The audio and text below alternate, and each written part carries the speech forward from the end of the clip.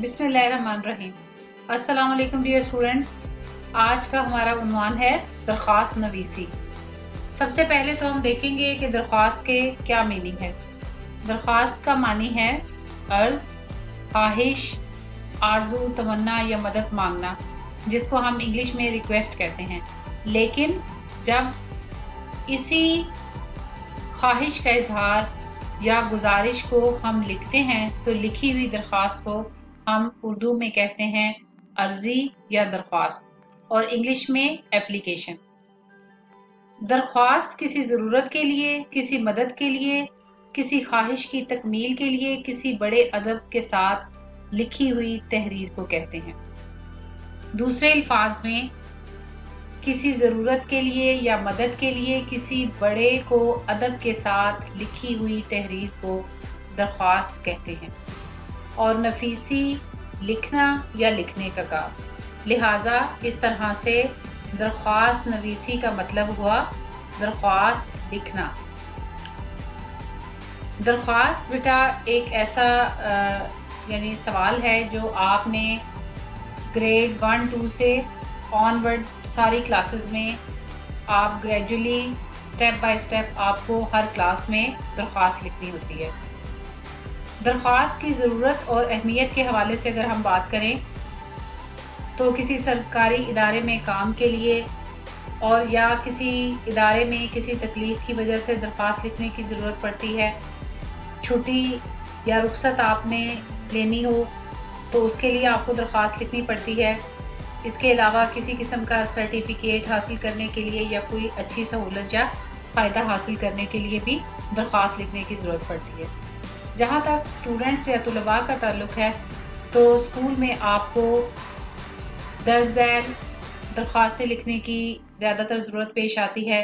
Fees माफ़ी के लिए, कोई फ़ाइन वगैरह हो, जुर्माना हो, उसकी माफ़ी के लिए, बीमारी की वजह से छुट्टी की दरख्वास्त, ज़रूरी काम की वजह से छुट्टी की दरख्वास्त या किसी तालीमी तफरीही सैर या मैच के लिए प्रिंसिपल से या प्रिंसिपल के नाम दरख्वास्त लिखनी पड़ती है। इसके अलावा स्कूल में अगर आपको किसी किस्म की कोई सहूलत चाहिए, स्कूल में खेल का ग्राउंड, लाइब्रेरी की सहूलत या इसके अलावा अगर कोई आपको और सहूलत चाहिए, क्लास में वाइट बोर्ड या आपकी क्लास के बेंचेस वगैरह ख़राब हैं, ये किसी किस्म की सहूलत जो स्कूल से रिलेटेड हो तो आप प्रिंसिपल के नाम दरख्वास्त लिखते हैं। इसके अलावा अगर किसी किस्म का कोई मसला है या आपको किसी किस्म की कोई तकलीफ दरपेश है तो उसके लिए उसके हल के लिए भी आप प्रिंसिपल के नाम दरख्वास्त लिखते हैं। इसके अलावा स्कूल छोड़ने का सर्टिफिकेट लेने के लिए भी दरख्वास्त लिखी जाती है। लिहाजा एक स्टूडेंट को स्कूल में मुख्तलिफ किस्म की दरख्वास्तें प्रिंसिपल के नाम लिखने की ज़रूरत पेश आ सकती है। जहाँ तक दरख्वास्त लिखने का तरीका है तो सबसे पहले आप मुखातिब जिसके नाम दरख्वास्त लिखी जाए उसे मुखातिब करेंगे। जैसा कि आज की दरख्वास्त एग्जेक्टिव इंजीनियर लेस्को के नाम है तो सबसे पहले ऊपर हम एग्जेक्टिव इंजीनियर लेस्को और फिर जहां से वो ताल्लुक रखते हैं लाहौर, रावी रोड, जो भी इलाके और सिटी का नाम है हम वो लिखेंगे।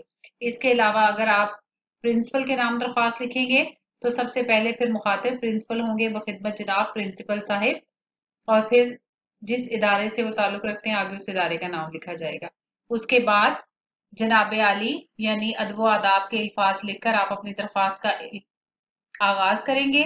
फिर दरख्वास्त लिखने का मकसद लिखा जाता है आपको कि जिस गर्ज के लिए या जिस मकसद के लिए आप दरख्वास्त लिख रहे हैं अपना मसला बयान करेंगे और हल के लिए उसको दरख्वास्त करेंगे, यानी उस मसले के हल के लिए दरख्वास्त करेंगे। और आखिर में शुक्रिया एंड नवाजिश होगी और इंतहाई दाएं जानिब आप तारीख लिखेंगे और बाईं जानिब अल आरिस और दरख्वास्त लिखने वाले का नाम यानी दरख्वास्त लिखने वाला अपना नाम और पता लिखेगा। लेकिन अगर वो दरख्वास्त पूरे मोहल्ले वालों की तरफ से है या इलाके वालों की तरफ से है तो अहले मोहल्ला या अहले इलाका का लफ्ज लिखकर जिस मोहल्ले से आप या जिस सिटी से जिस इलाके से दरख्वास्त लिख रहे हैं उस इलाके का नाम लिखेंगे। तो आइए बच्चों आज की दरख्वास्त की तरफ आते हैं। आज की दरख्वास्त का उन्वान है एग्जेक्टिव इंजीनियर लेस्को के नाम दरख्वास्त बिजली की नाकिस तरसील और स्ट्रीट लाइट्स के बेहतर इंतजाम के लिए। जी तो बेटा, आज की दरख्वास्त जैसा कि आप सामने देख सकते हैं, एग्जेक्टिव इंजीनियर लेस्को के नाम है।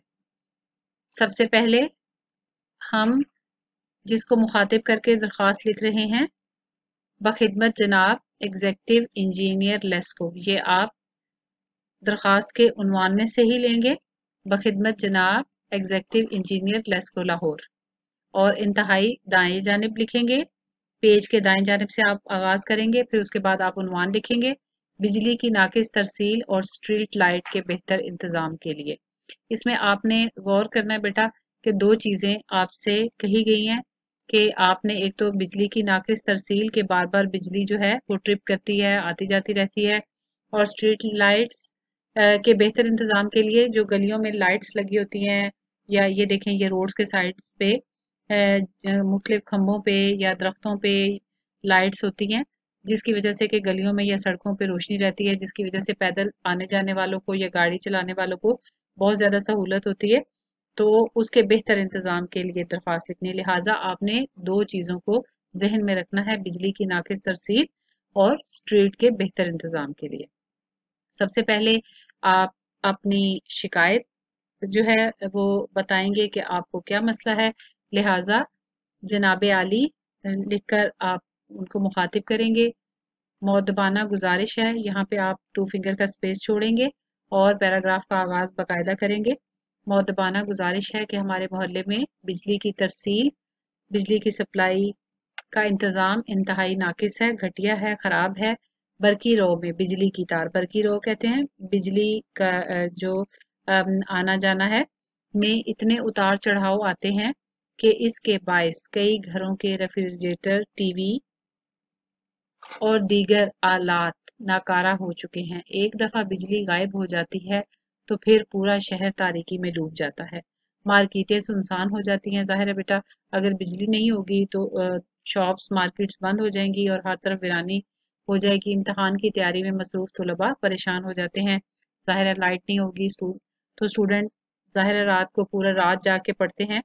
तो लिहाजा बिजली के बार बार आने जाने की वजह से या बिजली की फेलियर की वजह से स्टूडेंट्स को इम्तहान की तैयारी में बहुत ज़्यादा ऑब्वियसली मुश्किल का सामना करना पड़ता है। उसके बाद आप लिखेंगे कि शिकायत लिखवाने के बावजूद, नेक्स्ट पैराग्राफ में आप बताएंगे कि अभी तक जो शिकायत लिखवाई भी गई हैं तो उस सिलसिले में कोई भी उसका आउटपुट नहीं है। शिकायत लिखवाने के बावजूद कोई सुनवाई नहीं हुई, यानी बात नहीं सुनी गई, कोई एक्शन नहीं लिया गया, कोई बेहतरी नहीं आई, नए ट्रांसफार्मर नस्ब किए जाएं। इसके अलावा हमारे मोहल्ले की स्ट्रीट लाइट्स का इंतजाम नहायत नाकिस है, खराब है। खंबे टूटे हुए हैं, ट्यूब लाइट्स टूटी हुई हैं। ये देखें टूटे हुए खंबे, तारें उलझी हुई, गलियों में तारीकी छाई रहती है, अंधेरा छाया रहता है।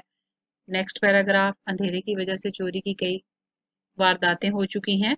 यानी जाहिर है जब अंधेरा होगा, प्रॉपर नजर नहीं आएगा तो वहां से कुछ लोग गाड़ियों के पीछे छुप जाते हैं या दरख्तों के पीछे छुप जाते हैं, जिसकी वजह से वहां से गुजरना जो है वो खतरे से खाली नहीं। आपसे गुजारिश है कि हमारे इलाके में रोशनी का मुनासिब इंतजाम किया जाए और बिजली की तरसील को यकीनी बनाया जाए। यहाँ बेटा काफ के दो नुक्ते मिसिंग है, खुदा आपका इकबाल बुलंद करे। यहाँ जिस भी पर्सन को आप मुखातिब कर रहे हैं उनके लिए आप दुआया कलबात जो है उनके लिए लिखेंगे, और फिर जो भी जिस डेट को आप दरख्वास्त लिख रहे हैं, इंतहाई दाएं जानिब आप डेट लिखेंगे और इंतहाई बाएं जानिब आप अल आरिज लिख के जिस मोहल्ले से भी, क्योंकि ये दरख्वास्त किसी सिंगल पर्सन की तरफ से, एक शख्स की तरफ से ये शिकायत नहीं बल्कि अहले मोहल्ला की तरफ से है, तो लिहाजा यानी तमाम मोहल्ले वालों की तरफ से। तो अहले मोहल्ला का मतलब है मोहल्ला के रहने वाले, गाजियाबाद लाहौर। जिस मोहल्ले से भी आप लिख रहे हैं, आप जोहर टाउन से लिख रहे हैं, जिस मोहल्ले से भी, जैसे कोई जिस जहाँ पे आप रहते हैं, तो अहले मोहल्ला उस मोहल्ले का नाम लिखेंगे और उस सिटी का नाम लिखेंगे। ठीक है बेटा, तो ये आप देखें इस तरह से एक पेज पे प्रॉपर हम एप्लीकेशन लिखेंगे, दरख्वास्त लिखेंगे। दरख्वास्त और ख़त लिखते हुए जैसा कि आप जानते हैं कि उसको हमेशा नए पेज से शुरू किया जाता है। उससे पिछले पेज पे आप जो भी सवाल लिख रहे हैं अगर कुछ जगह खाली रह गई है तो वहां पे आप क्रॉस या लाइन लगा के, क्रॉस मीन वो जो खाली स्पेस रहेगी वहां पर, लिखी हुई जगह पे क्रॉस नहीं लगाना।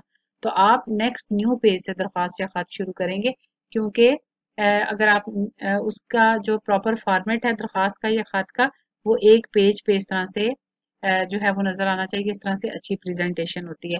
आप सवाल जवाब या जो भी पेपर है वो या तो अच्छे तरीके से करते हैं, लेकिन प्रेजेंटेशन भी अच्छी होनी चाहिए। उससे बहुत ज्यादा जो है वो बेटा फर्क पड़ता है।